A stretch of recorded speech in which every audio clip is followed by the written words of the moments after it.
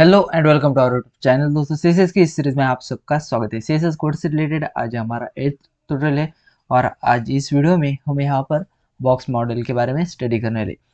CSS में हम यहाँ पे बॉक्स मॉडल का कैसे यूज़ करते हैं, क्यों यूज़ करते हैं, इसके बारे में डिटेल में स्टडी आज इस वीडियो में हम यहाँ पर करने वाले। तो चलिए अपना वीडियो शुरू करते हैं। तो दोस्तों आज हम यहाँ पे बॉक्स मॉडल के बारे में स्टडी करने वाले।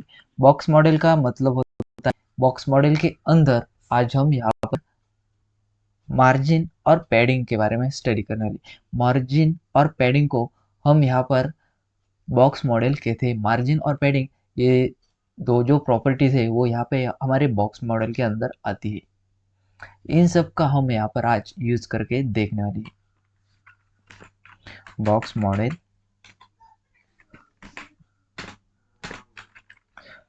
हमारी जो पहली प्रॉपर्टी है वो है पैडिंग।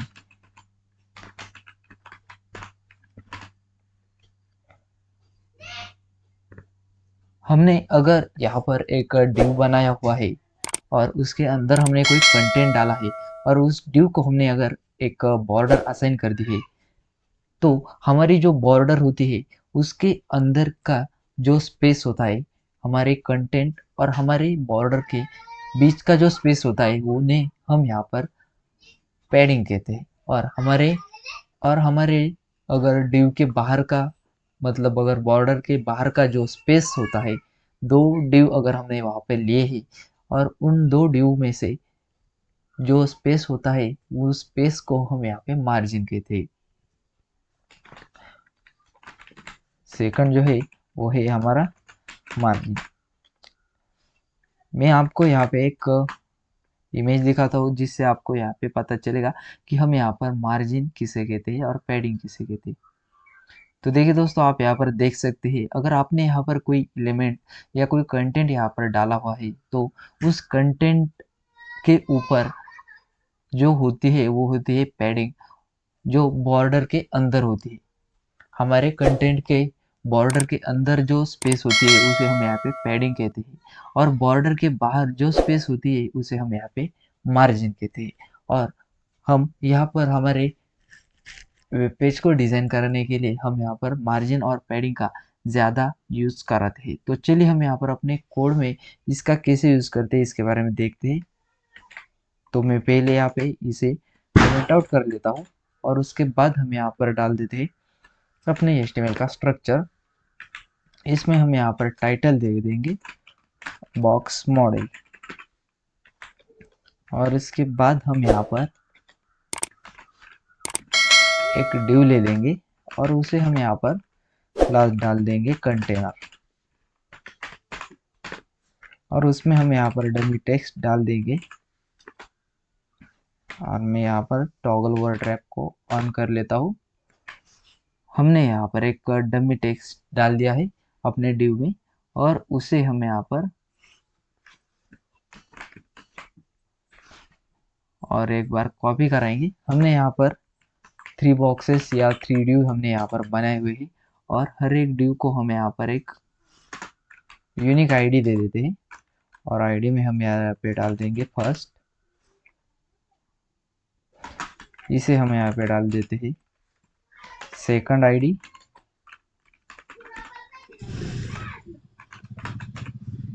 और इसे डाल देंगे हम यहाँ पे आईडी थर्ड।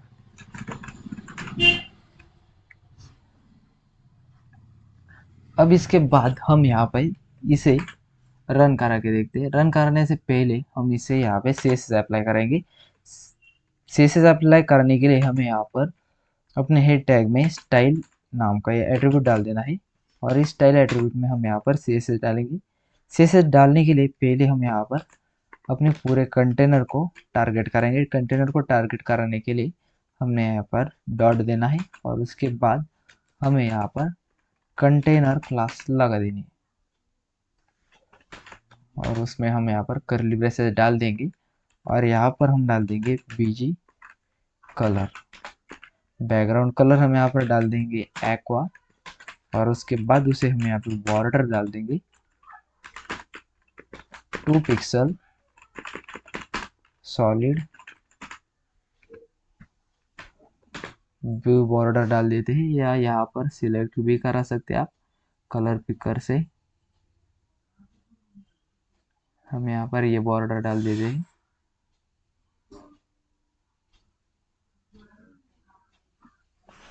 ये ऊपर सिलेक्ट कर ली हमने, हमें यहाँ पर नीचे डालनी है ये बॉर्डर।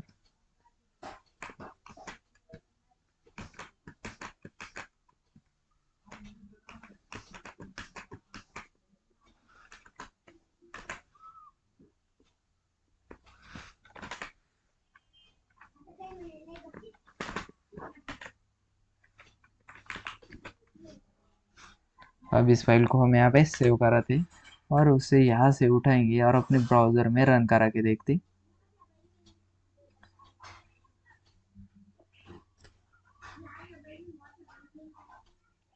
तो देखिए दोस्तों, आप यहाँ पर देख सकते हैं हमारा ये जो डिव है वो यहाँ पर शो हो रहे, लेकिन हमें यहाँ पर इसे हाइट और विड्थ इसे डालनी है, जिससे कि ये यहाँ पर अच्छे से शो होंगे। हम यहाँ पर इसे हाइट डाल देते थे 400, या हाइट डाल देंगे हम 200 पिक्सल की हाइट डालते हैं, और विड्थ डाल देते हैं हम यहाँ पे 400 पिक्सल, और इस फाइल को से फिर से रिफ्रेश कराते। तो देखिए दोस्तों, आप यहाँ पर देख सकते हैं हमारे इस कंटेंट को हमने हाइट और विड्थ दे दी है, और हमारा ये जो कंटेंट है वो यहाँ पर ऐसे शो हो रहा है।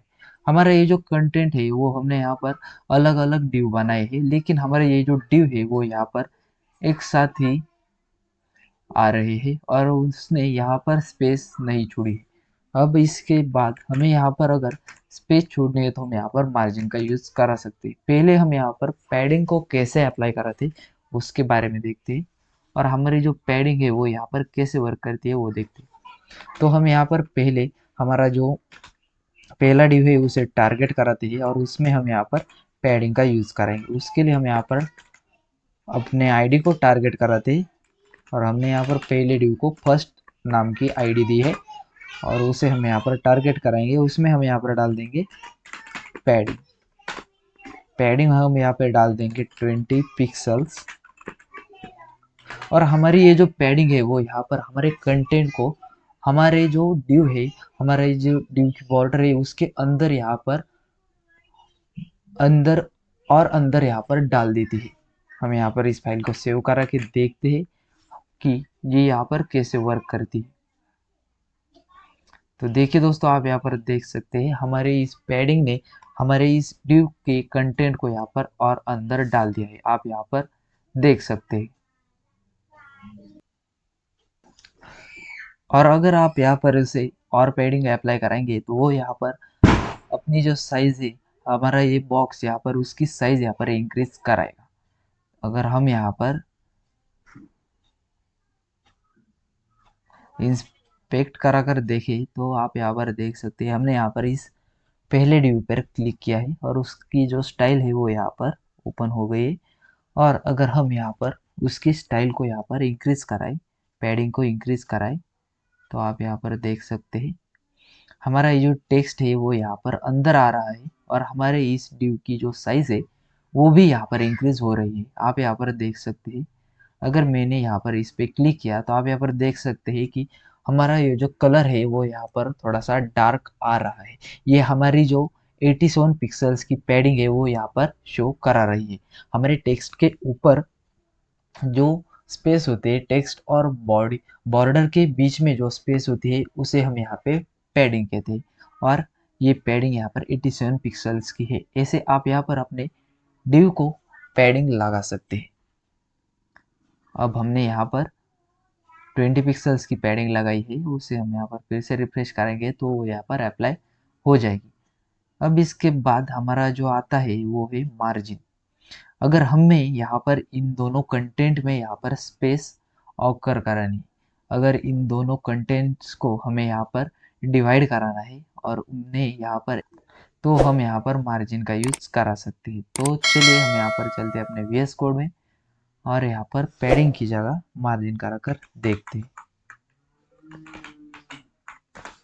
हम यहाँ पर मार्जिन डाल देते हैं 40 पिक्सल की मार्जिन हम यहाँ पर डाल देंगे, हम मार्जिन डायरेक्टली इसे ही डाल देते हैं,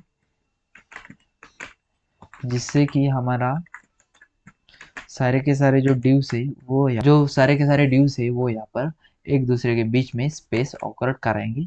अब इस फाइल को सेव करा के देखते हैं। तो देखिए दोस्तों, आप यहाँ पर देख सकते हैं हमारी ये जो मार्जिन है वो यहाँ पर अप्लाई हो गई है, और हमारे जो ड्यू है वो यहाँ पर स्पेस ऑकर कर रहे हैं, एक दूसरे के बीच में उसने यहाँ पर स्पेस डाल दिया। आप यहाँ पर देख सकते हैं। और आप यहाँ पर अगर इस मार्जिन को बढ़ाएंगे, इस मार्जिन को अगर आप यहाँ पे इंक्रीज कराएंगे, हम यहाँ पर इसे इंक्रीज करा के देखते हैं। ये है हमारी 40 पिक्सल की मार्जिन।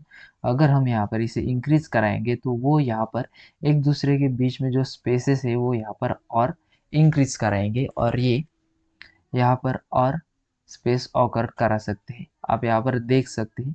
ऐसे आप यहाँ पर अपने CSS में पैडिंग और मार्जिन का यूज़ करा सकते हैं। हमारी पैडिंग और मार्जिन आप यहाँ पर और 3 तरीकों से अप्लाई करा सकते हैं। अगर आपको यहाँ पर पैडिंग देनी है तो आप यहाँ पर, हम इस पैडिंग को कमेंट आउट करते हैं और इसे भी यहाँ पर कट करा के देखते हैं। अगर आपको यहाँ पर अपने कंटेंट को सिर्फ लेफ्ट से पैडिंग देनी है तो आप यहाँ पर पैडिंग लेफ्ट भी यूज़ करा सकते हैं।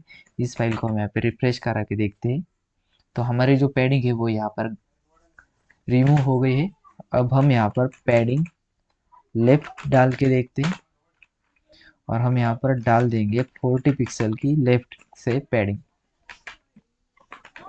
और इसे सेव करा के देखते हैं। तो देखिए दोस्तों, आप यहाँ पर देख सकते हैं हमारा जो कंटेंट है वो यहाँ पर लेफ्ट साइड से पैडिंग दे रहा है। आप यहाँ पर देख सकते हैं। अगर आपको ऐसे ही यहाँ पर अगर राइट साइड से पैडिंग लेनी है तो आप यहाँ पर पैडिंग राइट डाल सकते हैं, और इसे सेव करा कर रिफ्रेश करा के देखते हैं। तो देखिए दोस्तों, आप यहाँ पर देख सकते हैं हमारा जो ये जो कंटेंट है वो यहाँ पर राइट साइड से पैडिंग ऑकर कर रहा है। अब इसके बाद अगर आपको यहाँ पर टॉप से पैडिंग देनी है, टॉप से हम यहाँ पर 80 पिक्सल की पैडिंग डाल देते हैं, और इस फाइल को सेव करा कर रन कराएंगे तो हमारा ये जो कंटेंट है वो यहाँ पर टॉप से पैडिंग दे रहा है, और हमारे बॉटम से तो ये पैडिंग ऑलरेडी है, इसके लिए हम यहाँ पर बॉटम से नहीं लेते। अब इसके बाद आप यहाँ पर अगर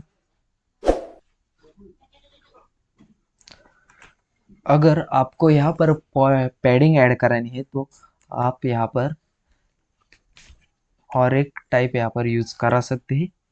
अगर आपको यहाँ पर चारों साइड से पैडिंग देनी है तो आप यहाँ पर डाल सकते हैं पैडिंग,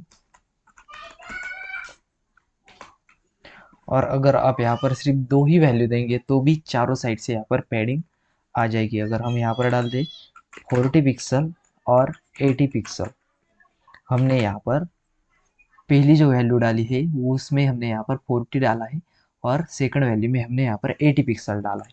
तो हमारा ये जो पहली पैडिंग है वो यहाँ पर छोटी है, और जो सेकंड वैल्यू है वो यहाँ पर बिग है। अब इसे हम यहाँ पर रिफ्रेश करा के देखते हैं तो हमारी ये जो लेफ्ट और राइट साइड की पैडिंग है वो यहाँ पर ज़्यादा है, और टॉप और बॉटम की जो पैडिंग है वो यहाँ पर कम है। इसका मतलब है हमारा ये जो पहली वैल्यू है वो यहाँ पर लेफ्ट और राइट मतलब एक्स एक्सिस पे पैडिंग अप्लाई करती है, और हमारी जो सेकंड वैल्यू है वो यहाँ पर वाई एक्सिस पे पैडिंग अप्लाई करती है टॉप और बॉटम को। ऐसे भी आप यहाँ पर अपने बॉक्स को पैडिंग अप्लाई करा सकते हैं। और इसके बाद अगर आप यहाँ पर चारों साइड्स को डिफरेंट डिफरेंट पैडिंग देना चाहते हैं तो आप यहाँ पर ऐसे दे सकते हैं 20 पिक्सल, 40 पिक्सल, इसके बाद 80 पिक्सल एंड 100 पिक्सल। हमारी जो पहली पैडिंग है, पहली वैल्यू है वो यहाँ पर टॉप की होती है, सेकंड वैल्यू यहाँ पर राइट की होती है, थर्ड वैल्यू यहाँ पर बॉटम की होती है, और लास्ट जो वैल्यू है वो यहाँ पर लेफ्ट साइड की होती है। अब इस फाइल को हम यहाँ पे सेव कराएंगे और इसे यहाँ पर रिफ्रेश कराएंगे तो आप यहाँ पर देख सकते हैं पहली जो वैल्यू थी वो यहाँ पर 20 थी, सेकंड थी वो 40 थी, उसके बाद थर्ड थी वो बॉटम की थी 80 पिक्सल, और लास्ट जो थी वो थी 100 पिक्सल लेफ्ट की। ऐसे भी आप अपने CSS में यहाँ पे पैडिंग अप्लाई करा सकते हैं। मैंने आपको यहाँ पर पैडिंग के बारे में बताया है, आप ऐसे ही मार्जिन का यूज करके देखिए।